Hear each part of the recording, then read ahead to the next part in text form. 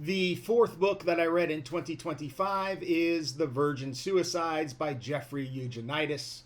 This was a wonderful book. I saw the movie once when it first came out. I don't remember how many years ago that was. It seems like about 15 or so. I wasn't overwhelmed by the movie, but the book, which actually the movie does a good job of adapting, the book is just richer.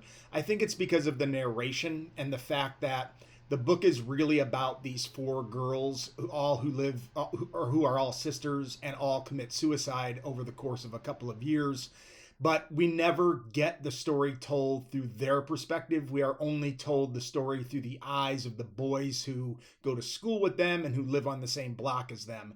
But this is a wonderful coming of age novel, even if it is obviously very sad and very morbid.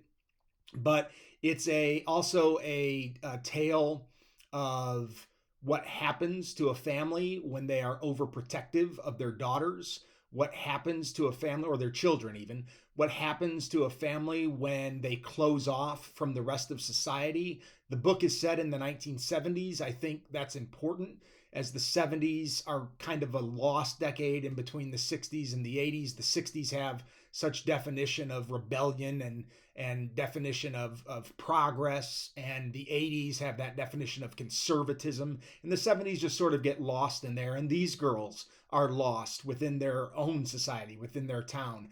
The suburb that they live in this book is in Michigan. It's probably Grosse Pointe, so they're probably very well off.